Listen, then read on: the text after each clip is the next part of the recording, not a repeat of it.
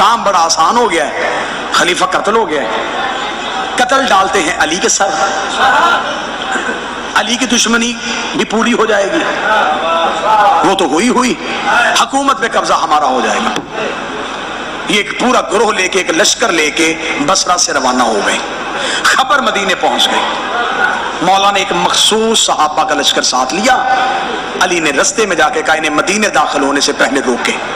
رستے میں ایک میدان میں جا کے دونوں فوجوں کا آمنا سامنا ہو گیا، کیونکہ وہ جو آئی تھی وہ اونٹ پہ بیٹھی ہوئی تھی، اونٹ کو عربی میں جمل کہا جاتا ہے، جس میدان میں جا کے وہ اونٹ رکا اسے کہتے ہیں میدان جمل، جس کی وجہ سے یہ جنگ مشہور ہے، جنگ جمل۔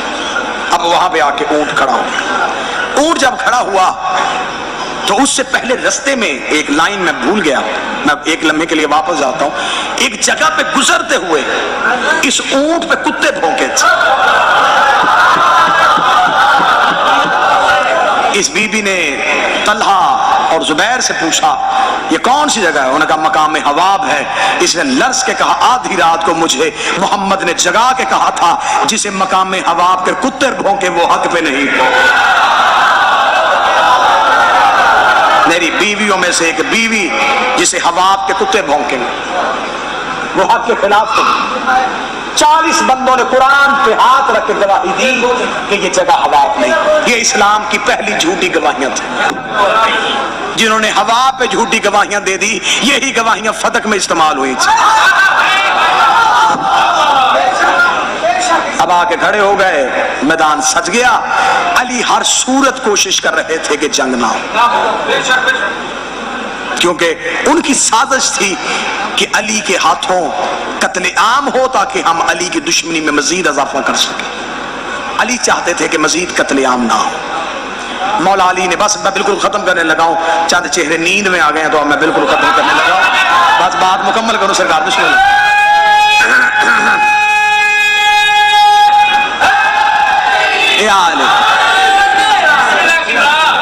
مولا نے بسم اللہ سرکار بادشاہ حسین عزت دے، مولا نے جناب حسن کو بھیجا، حسن جا کے سمجھا کے آ۔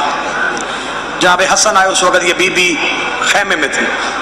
حسن نے آ کے کہا میرے بابا علی نے مجھے بھیجا ہے، بابا جنگ نہیں کرنا چاہتے، بابا چاہتے ہیں کہ آپ واپس مدینے خیر و خیریت سے عافیت سے چلے جائیں، یہ گروہ آپ کو اکسا رہا ہے۔ انہوں نے کہا نہیں، میں ہر صورت میں جنگ کروں۔ مولا حسن واپس آئے، مولا نے آ کے کہا مولا بابا میں نے کہا لیکن وہ ماننے کے لیے تیار نہیں۔ مولا سوچ رہے تھے کہ کہیں جنگ رکے۔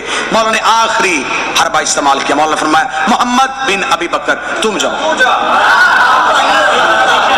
جب محمد بن ابی بکر گئے تو کتابیں کہتی ہیں کہ ان کے خیمے کے باہر 2 سپاہی کھڑے تھے پہرا دینے کے لیے۔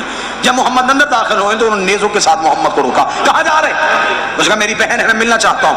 انہوں نے منع کیا ہے کہ محمد بھی آئے تو مجھ سے ملنے کی اجازت نہیں ہے۔ محمد بن ابی بکر نے دروازے سے کہا میں بھائی ہو کے ملنے آیا ہوں اور آپ نے سپاہیوں کے ذریعے مجھے روست دیا ہے۔ انہوں نے اندر بیٹھے ہوئے کہا تو میرا کوئی بھائی نہیں ہے، اگر تو میرا بھائی ہوتا تو میرے لشکر پہ ہوتا، تو علی کے لشکر پہ نہ ہوتا، جملے محمد بن ابی بکر کے نہ ہو، میں اپنی گردن کا لہو دوں۔ محمد بن ابی بکر کا کس بھائی ہونے کا فائدہ اٹھا رہی ہے؟ تیرے جیسی 1000 بہنیں ہوں، میں علی کی نوکری سے قربان گیا،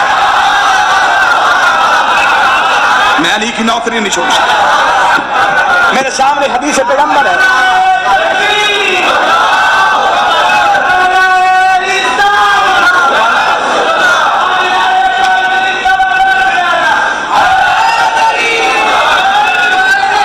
متوجہ صاحب میں وار دوں علی کے نوکری سے۔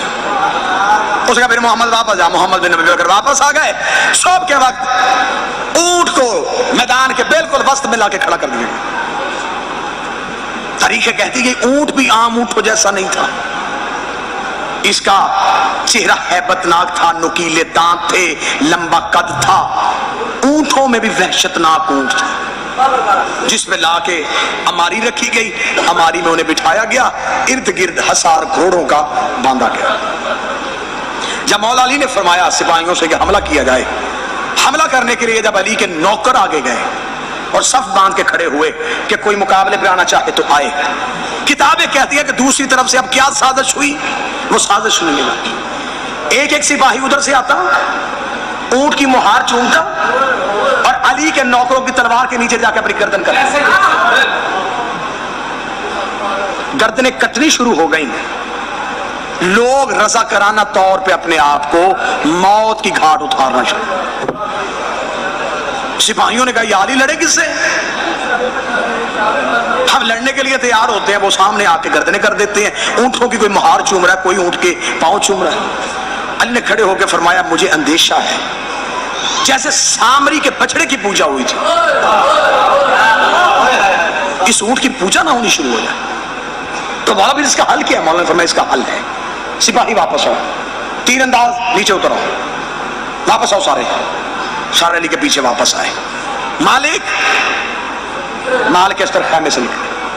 हुक्म बादशाह, मालिक घोड़े की जीन पे, तलवार निकाल। मालिक घोड़े की जीन पे बैठे। मौला हुक्म, खड़ा ऊंट की टांग काट के आ।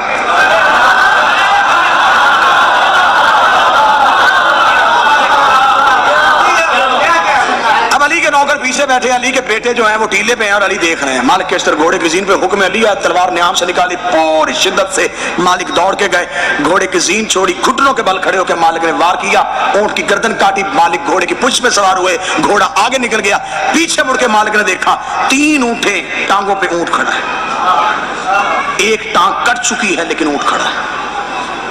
मालिक फिर वापस आगे से घूम के फिर वापस आए, पूरी शिद्दत के साथ दूसरा वार किया, दूसरी टांग कट गई, 2 टांगे ऊंट खड़े। मालिक फिर टीले के ऊपर से घूम के आए, फिर तलवार को न्याम में दोहराते हुए फिर आके पूरी शिद्दत से वार, तीसरी टांग कट गई, एक टांग पे ऊंट खड़ा है। जब एक टांग पे खड़ा ऊंट देखा तो उधर वाले लश्कर में शोर मच गया, हक हमारे साथ है, अल्लाह हमारे साथ है, ये है अल्लाह की गैबी कुव्वत, ये है अल्लाह की गैबी ताकत। ये देखो, अली ने ऊंट की टांगे भी कटवा दी लेकिन अल्लाह उस ऊंट को गिरने नहीं दे रहा। अली के नौकरों में सनसनाटी हो गई, या अली ये क्या हुआ? अली फौरन, अली ने अपनी हवा फेंकी, अली टीले पे आए। मालिक, जी मौला, मालिक टांग काट। मौला काट रहा, ऊंट गिर नहीं रहा। फरमाया, ला हौला वाला पढ़ के काट, ऊंट नहीं शैतान खड़ा है। मालिक ला हौला वाला पढ़ के ऊंट की अगली टांग कर किताबें कहती है मालिक ने अपने घोड़े को दौड़ाया, मालिक ने दोनों घुटने जमीन पर रखे, ला हौला वाला पढ़ के मालिक ने ऊंट की टांग काटी। टांग का कटना था, ऊंट जमीन पे गिरने लगा, हमारी जमीन पे आने लगी, लोगों के दिल धड़कने बंद हो गए। ये अली ने क्या किया है? अभी नबी की सौजा की तौहीन होने लगी है, अभी हमारी ऊंट की पोस्ट से जमीन पे आई नहीं थी, ये अली की पोस्ट के पीछे से एक बिजली की तेजी से जवान पूरी ताकत के साथ घोड़ा दौड़ा के भागा। उसने हमारी जमीन पे आने से पहले हौदज के अंदर हाथ डाला, उन्हें उठा के घोड़े के पोस्ट में बिठाया। उसने पीछे से आवाज आगेगा, हाय क्या किया अली ने? नबी की सौजा को गैर का हाथ लग गया। उसने नकाब हटाकर, चुप, तेरा भाई मोहम्मद बिन अबी बकर।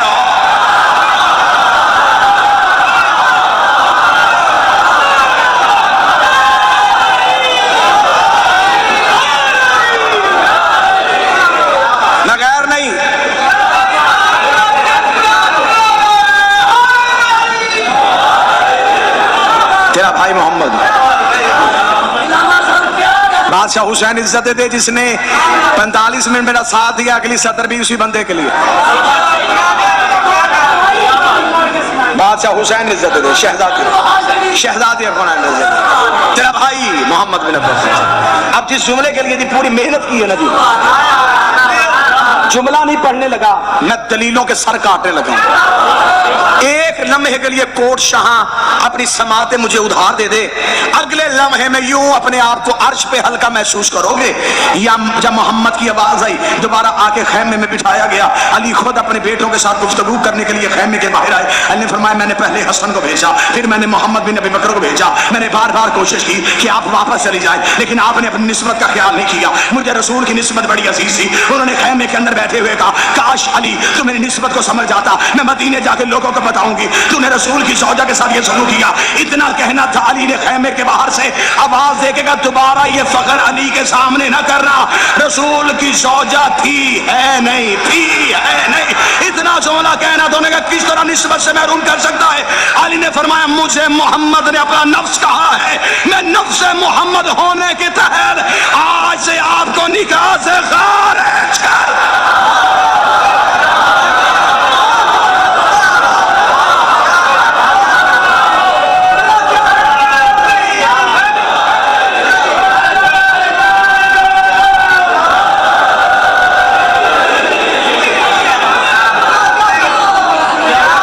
नफ्स पैगंबर, मैं हूं नफ्स अल्लाह। एक ही वक्त में अली के पास दो नफ्स थे, अल्लाह का नफ्स भी था, मोहम्मद का नफ्स भी था।